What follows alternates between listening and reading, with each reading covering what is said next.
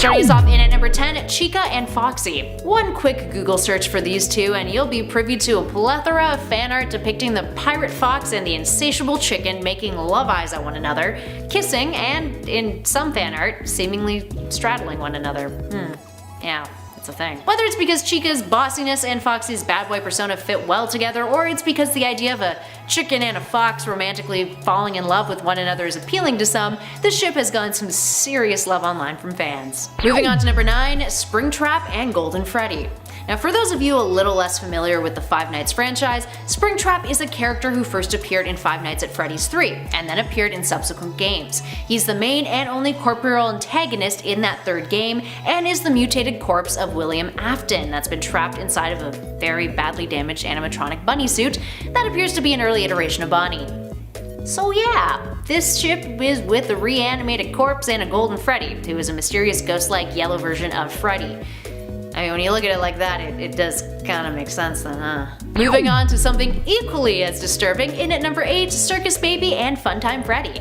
Personally, I find Circus Baby incredibly unsettling. Just look at her, She's the mascot of Circus Baby's Pizza World, a sister location to Freddy's, as implied in the title of Five Nights at Freddy's sister location, the 4th game in the series. She is the focal animatronic in that game, and she is terrifying. So it makes sense that she would be shipped with Funtime Freddy, a white and pink version of Freddy found at Circus Baby's Entertainment and Rental. Aesthetically, they actually look pretty good together, I suppose. And this version of Freddy is actually quite nice to children, rarely expressing a psychotic side, and has a puppet named Bon Bon who kinda looks like Bonnie, who tries to calm him down often. So, Number 7, Sonato. Here we go, the first of the slash ships for this list. For the uninitiated, slash ships involve same-sex relationships. This one honestly has pretty much no evidence at all. It's mostly supported because Sonic and Shadow are the two male characters seen as most attractive by the people who find Sonic characters attractive. Sure, they have a bit of a rivalry, but that seems to be exactly what it is. A rivalry. No sexual tension needed. In at number 6, Golden Freddy and Chica. Because they're yellow. Actually, that is the main reason why this ship is a ship. Sometimes it's all about aesthetics for people. Moving on. Number 5, The Babysitter Affair. This story by True Mel Mako Mei Ling tells of a more mature Knuckles Rouge relationship while they're married with children. However, Knuckles is accused of cheating and things get dicey. Here's a quote. Feeling himself grow hotter with anticipation, he gently took hold of Rouge's leg and slipped his hand up the length of her thigh. A small chuckle escaped her from the way his glove tickled her fur. How much did it tickle? Find out yourself. In at number 4, Freddy and Bonnie. Freddy and Bonnie, because LGBTQ ships are a thing in horror games too. Right? The game is called Five Nights at Freddy's after all, so he's kind of like our protagonist antagonist in all of this shipping, so it makes sense Freddy would get a good ship. And Bonnie is his cool guitar playing bandmate who he has had a romantic entanglement with, or at least according to all the fan art and fan fiction that has popped up about these two on the interwebs. Make what you will of their maybe romance, but it is undeniable that these two are a killer pair. See what I did there? They got murdered down packed. In at number 3, Undyne and Alphys. Alphys and Undyne are a fem-slash that's actually canon, and one of the only fem-slash ships as far as the fandom is concerned too. In the pacifist route, Alphys and Undyne are dating, whereas in the neutral route, it's just a crush. During Metaton's quiz show, when you're asked who Alphys has a crush on, one of the correct answers is Undyne. If the player is on a true pacifist route, Undyne will ask you to deliver a letter to Alphys that is a confession letter, and is quite passionate, which leads to you going on a date with Alphys, although the character seems to be preoccupied with Undyne, mentioning her many a time. After the date, Undyne approaches you and says she regrets sending the letter, and when she leaves, Alphys shows up and admits her feelings for Undyne. This leads to some embarrassing role-playing between you two that catches Undyne's attention. Needless to say, there is a lot for fans to gush over when it comes to this coupling. In at number 2, Toy Bonnie and Toy Chica. I guess there's something about the two of these characters looking more cutesy together that gets fans really into the idea that they'd make, dare I say it, a cute couple together. Toy Bonnie is a much newer version of Bonnie who is much more shinier and blue and appears to have undergone the most drastic changes aesthetically compared to Bonnie's previous model.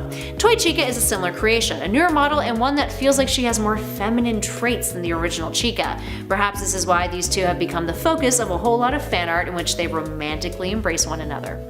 Luckily, it's a little bit more PG than some of the others. Thank God. And last but not least, the most horrific ship of them all, in at number 1, Springtrap and Mangle. I mean, obviously, look at them. Also, they both hate children too, so what a pair! Just taking a look at both of these partially destroyed animatronics, and And you can clearly see that they're a match made in heaven. And actually, they're another popular pair that has a whole lot of fan art kicking around the interwebs, but mostly fan art that depicts their bodies not completely destroyed, or mangled for lack of a better term there. Some have even gone as far as naming this ship Springle, which makes me think of Pringles. And now I kinda want a snack, so there we go. Number 10. Shad Amy. Shad Amy is fairly often thrown around, even if it isn't the most supported. It started out after their scene in Sonic Adventure 2 when she begs Shadow to help them. The thing is, there aren't really any lines in that scene or elsewhere that makes the two seem romantically inclined. Hell, he isn't even doing it for her, he's doing it for Maria. This one's a bit of a stretch, and it's mostly thrown around by people as a counter to the whole Saw and Amy thing. More on that later. Number 9. Sylvaze. The relationship between Silver and Blaze has been thrown around since Sonic 06. Obviously, all the interactions and the closest we saw in the game led many people to see the two as an item. Even though, spoilers, the story was reset at the end, a lot of people support the idea that they would have wistful amnesia where their feelings remain even if the memories are gone. This one's probably more likely than Sonae's, but some believe that Blaze sees Silver more like a brother than a love interest. Who knows? Number 8. Taerim. This is one that is made more likely by default simply because Tails and Cream at 8 and 6 are two of the youngest Sonic characters. Not gonna lie, there are a bunch of ships involving these two that make me super uncomfortable, but at least with Taerim they're shipped with someone roughly their age. Just as long as they keep things PG, cause again, they children and cartoon animals, but let's not get bogged down in the details. And at 7, Ennard and Exotic Butters. Ah yes, a joke ship. Ennard is a terrifying amalgamation of the Circus Baby's Pizza World animatronics, like all of them. And Exotic Butters? Well, that is an item from Sister Location that's given to the player as a gift after you get the good/fake ending. On night 5 in the elevator, Hand Unit will tell you that you got a reward for doing exceptional work, and you're instructed to type in the first few letters of what gift you want on your keypad. But no matter what you type in, it glitches and autocorrects to Exotic Butters. As you can imagine, it became a meme. Largely thanks to Markiplier. Number 6. Sonails. Here's another slash ship for the slashers out there. This one's a bit more, how shall I put it, pedophilic. Some shippers claim that the close friendship Sonic and Tails have had over the years is more than a mere friendship. They're in love. These people say that the admiration Tails has for Sonic and the dedication they show to each other means that they're in a relationship. Just a few problems with this. A, they're not gay and definitely just friends, and B, Tails is frickin' 8 years old, so stop it! And at number 5, Asgorio. Asgore and Toriel. This head ship is one of the only canon ships in the game, except that Asgore and Toriel are divorced. Initially these two were married, they were royals of the kingdom, and had a child named Azrael, along with an adopted one, Shara. After Shara and Azrael returned from the human world, the grief over what had occurred had corrupted Asgore, eventually filling him with rage. This led to his quest of wanting to kill 7 humans and collect their souls in order to break the barrier and declare war against the humans. Toriel was not on the same page. She was disgusted by this notion and left him. Needless to say, still a lot of people want to see them together. Number 4. Shadouge. Shadouge is definitely one of the pairings that's kind of too easy. People basically just use the fact that they're both kinda anti-heroic and brooding to say that they should date. But really, the two don't seem to have any special feelings towards each other other than the odd smile or smirk. Yeah, I don't really buy this one. But you know a more likely ship. In at number 3, May and Harley. Oddly enough, this one is called Cookie Shipping, and it involves May and Harley. Although if the name weren't already taken, I'd say this should be Contest Shipping. Just saying. The two are contest rivals, but because of that, they get shipped together by fans often. Although when you look closely at their relationship, Harley hasn't been the nicest to May. He's manipulated and even cheated to win against her before, and therefore has little to no respect for May. Why does he have such disdain for her, you ask? Well, she just so happens to look like a girl who ate his food as a child. Yeah, the man holds on to grudges so much that he imposes them on people who have done nothing to him. Why fans want these two together is beyond strange, and you know what? I don't believe it either. Number 2. Son Alley. Here's one that was actually canon in Sat AM and the Archie comics, so it definitely has to be on here. Nowadays they seem to be just friends, but this doesn't stop the shippers, many of whom claim that the pair is still very much an item. I'm not so sure about this one. I get that pre-Genesis wave they were together and Sat AM was a big part of many a childhood, but they seem to just be friends now. But there's still one big Sonic ship left. Number 1. Son Amy. This one, definitely had to be number 1. Not only is it the most often referenced, but it's probably the most likely to. Everyone knows that Amy's definitely up for it, but there is some doubt cast about Sonic. The thing is though, Sonic headquarters confirmed in an interview with Disney Adventures magazine that he does like her, he's just too shy.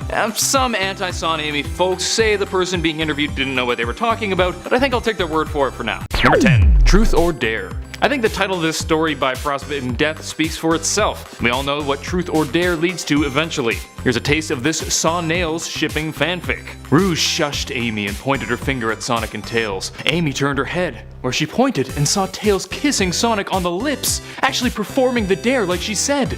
It looked like they were doing it without any trouble. Rouge asked him to kiss Sonic on the lips, and there they were, making out with one another right there on the carpet.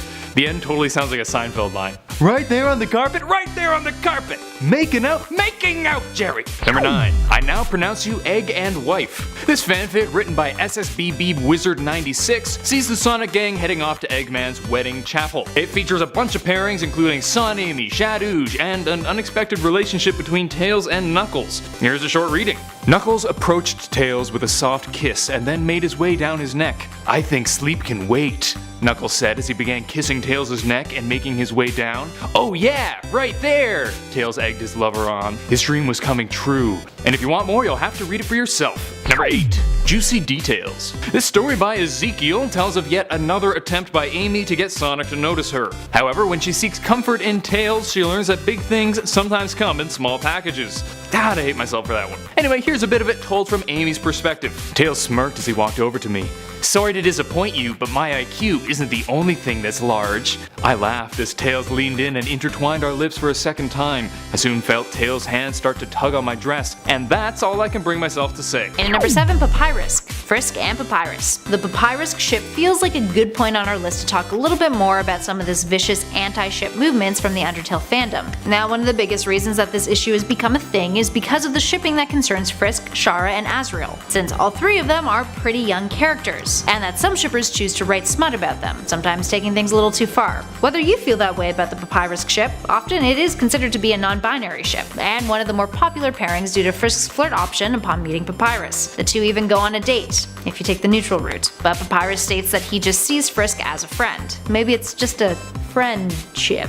Number 6. When Sonic is away. This is a rather explicit one by Melodious Bloodshed. The description starts, Shadow bangs Knuckles and an odd relationship forms, and that sets the tone pretty well.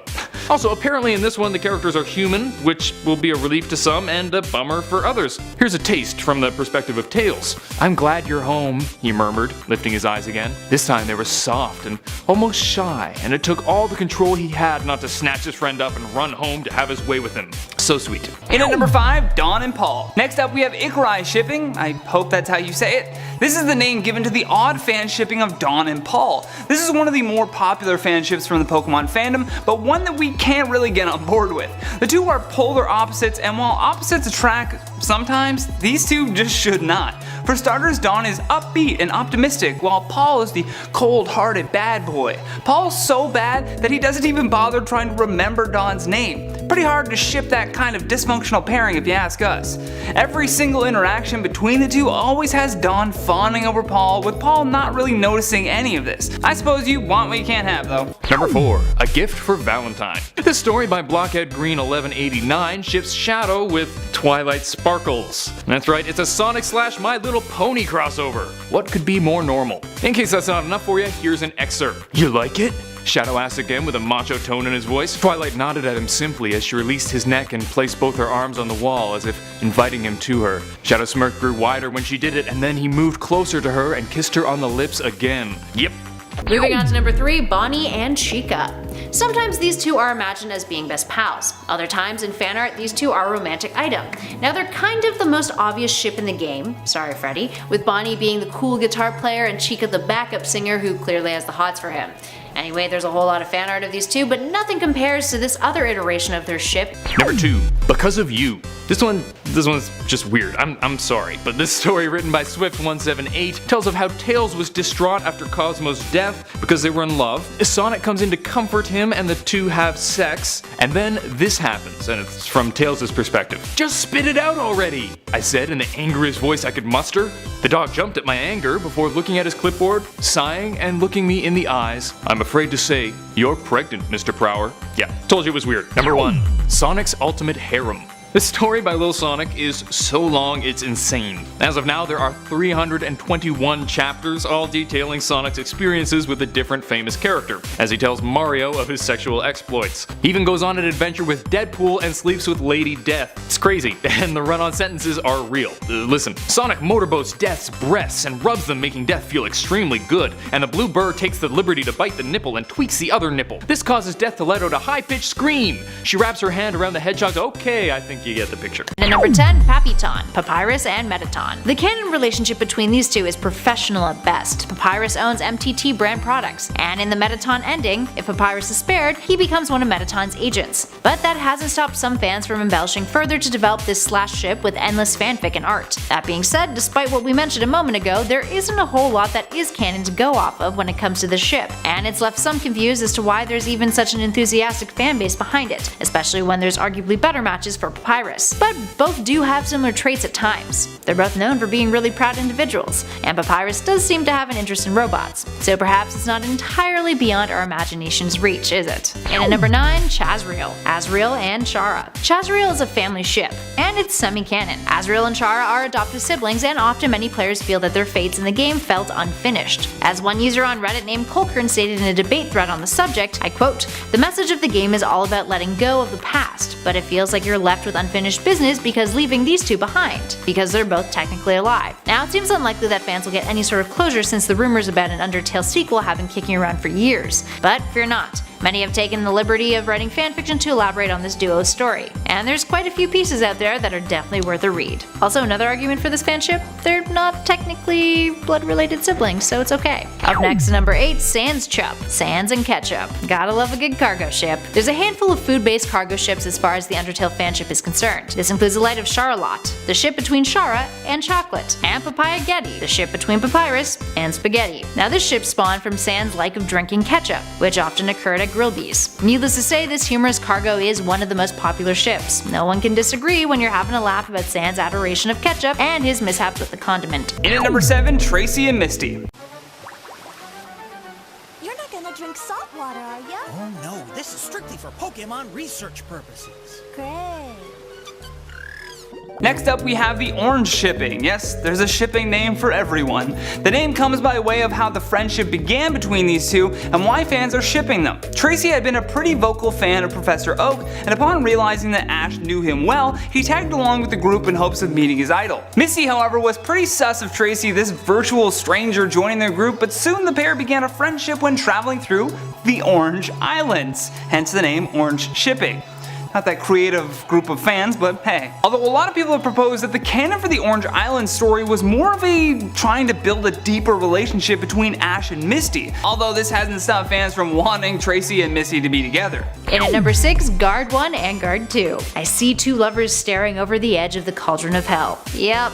From somewhat controversial to straight up comical, this ship between Guard 1 and Guard 2 is another Undertale pairing that most of us can get behind. These two are the Royal Guards, and are a mini-boss duo that you encounter in Hotland. Their official tarot card is the Lovers. Their sprites are actually named with the word bara, which is a misnomer of a Japanese genre of artwork that is considered gay manga. Also, popsicles. Enough said. Number 5, Tails Rouge. Damn it, I said stop with the Tails ships. Okay, fine. Yeah, a lot of people try to ship Tails with Rouge. Rouge is shipped all the time because she's so damn flirty. Some point to her kissing him on the cheek and the rivalry they share as flyers as evidence that they're into each other. But it seems a lot more like a big sister or little brother relationship to me. If you disagree, let me know in the comments. In at number 4, Franz, Sans and Frisk. Another non-binary ship, Franz is the pairing of Frisk and Sans, who, as far as what canon is concerned, are just friends. But some people have read their interactions as flirtatious. When the two first meet, Sans introduces himself with a whoopee cushion. When they meet up at Grillby's, Sans accidentally dumps an entire ketchup bottle on Frisk's meal. Then Sans invites Frisk out to dinner at the MTT Hotel. Now read those moments as as you will. This is another ship that received quite a bit of backlash since Sans is arguably much older than Frisk, so often shippers will just focus their fanfic or art on an older version of Frisk instead, often making the character female since there is no canon gender for Frisk in the game. Number 3.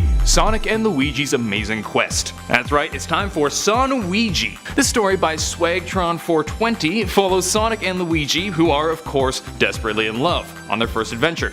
The very first line says it all. Sonic woke up, the fresh morning sun gleaming across his super hot chest. He looked to his side to see Luigi still sleeping. Sonic stared at his lover with a smile until finally he awoke with a yawn. "Luigi!" an excited Sonic said. "Are you ready for the farmer's market today? I love how domestic they are." Up next, number 2, Charisk, Chara and Frisk. Why not ship the two human characters? This ship is entirely fanon, and mainly derives from the similarities that the players have noted that these two have. Is there any canon evidence for this one? Well, at one point Chara calls Frisk partner, and then there's a line, "Since when were you the one in control?" which is often implied to mean that Chara is the dominant character in the relationship, but that's about it. Otherwise, this largely popular ship is adored primarily for how cute these two would be together, along with the concept that they're soul buddies, and that they're really connected. They're also mirror characters of one another. Also, just like look at their outfits, people. There's a lot of common ground between them. And to some, well, they just think that out of all the other ships out there for Frisk, Chara and Frisk is the least weird one since they're both human kids. And finally, in at number 1, Soriel, Sans and Toriel. Why is Soriel number 1?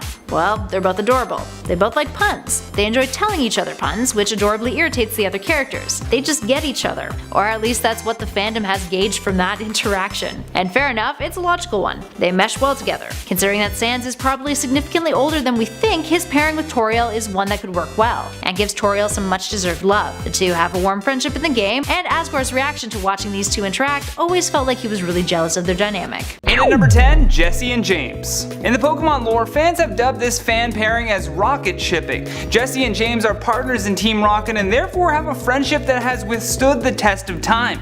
The ridiculously wacky schemes to steal Pikachu from Ash for their boss Giovanni has gotten these two into some pretty messy situations, but the pair have always stuck together through it all. As per the canon of Pokemon, these two are clearly meant to be seen as just co-workers who perhaps, get along really well. However, for fans of Pokemon, they are without a doubt the most popular pairing. This couple leans on the more reasonable fanships though, hence its placement in this list. In at number 9, May and Drew. Next up, we have what is commonly referred to as contest shipping. At the beginning when these two met, they were simply rivals, but fans believe May was starting to catch feelings for Drew. Even when Drew is giving May tough love, they still see it as advice coming from a place of love. People are mainly shipping these two because of the episode where May calls him Roseboy and, well, he blushes. Drew is always holding this rose as some type of calling card, or perhaps he's saving it for the right one. Had such powerful friends, May. Oh, we're not really friends, Harley. Most of the time, Drew just likes to make fun of me. Oh, that can't be true, or he wouldn't have given We're not really friends, Harley. Either way, when it comes to canon, these two are nothing but friendly rivals. I know. I don't believe it either. In at number 8, Ash and Misty. This is a confusing one for sure. In the first episode of the anime, Ash steals Misty's bike to rush Pikachu to the Pokemon Center, and after Misty tracks them down to make him pay for the bike that he destroyed, the two start hanging out together as a result. Largely the pairing is meant to be a friendship, and adding Brock into the mix often solidifies them as a friend group rather than leaving Brock as the third wheel. The show has hinted several times though that Misty has some sort of crush on him though. By the way, are you Ash's girlfriend or what? No, I'm his coach. Then I would thank you to stay out of his personal business. You see, Ash and I have to talk about our future together. These moments are what send fans into a frenzy of shipping the pair in what they call poke shipping. Other people throughout the wonderful world of Pokemon have also called the pair out, asking if they're a couple. More notably is whenever another potential suitor for one of them enters a scene, the other is noticeably annoyed or just jealous. Although we just can't ever see this couple getting together, as the anime still treats them as best friends and traveling companions. Number 7. The Satin Princess. This story by Ultra Shadow sees Rouge as a popular talent agent. However, she decides to relieve stress by getting a massage from a certain grumpy hedgehog, and things get steamy. Here we go. She gasped a little as she felt his soft tug. The towel dropped until it revealed her smooth back. Her anxiety rose and began to skyrocket until Rouge felt Shadow trace a gentle finger down her spine. He drew a slow, long curve. Rouge felt herself shudder. "Don't worry." His deep voice was like black velvet. I'm going to take care of you. Smooth. In at number 6, Ash and Iris. Nagai shipping is the belief by Pokemon fans that Ash and Iris are for sure in a romantic relationship. The first piece of evidence for this ship is when Iris starts blushing upon meeting Ash and her thanking him for saving her Pokemon even though it was clearly Oshawott that did the dirty work. I know, I'm still worked up about it. There's even a few scenes where she watches Ash's gym battle with the most googly-eyed look on her face. Although as per canon, the two are more likely bickering siblings that travel together. Iris repeatedly calls Ash a kid, which is probably more soul-crushing than just saying let's be friends or you're like a brother to me. Ouch. Ooh, God. Ooh, ah. Next point. In at number 5, Foxy and Mangle. To some, this is a joke ship. To others, it's a ship to be taken seriously. Many consider this couple to be relatively canon too. Sort of.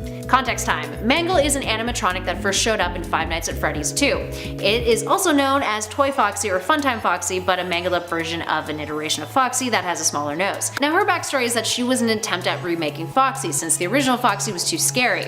But kids kept breaking this animatronic and it became a mess of parts known to employees as the Mangle. Now Mangle is often referred to as female thanks to the custom night mode Ladies Night.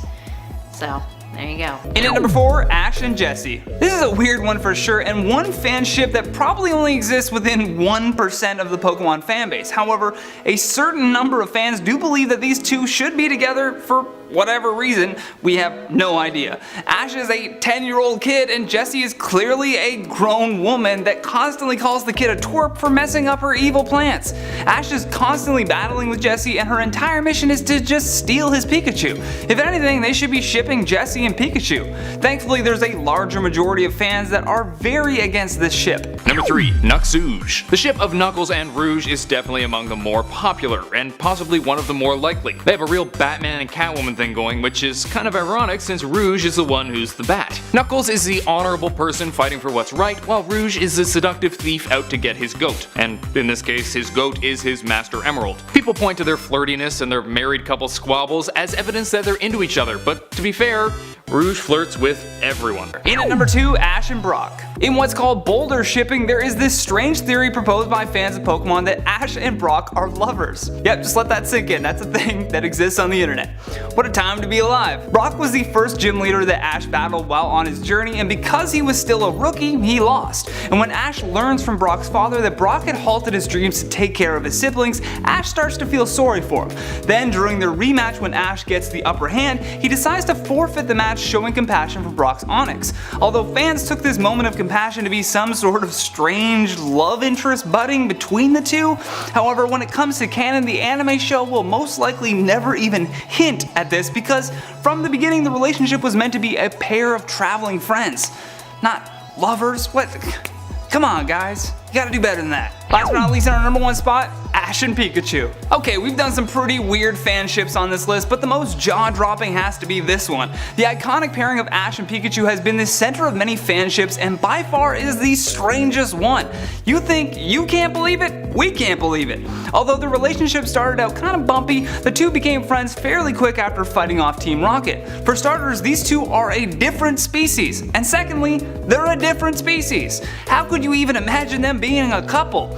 Other than a trainer bonding with his Pokemon, there's not a whole lot of romantic moments between them. Plus, the height difference is a big setback, and they're different species.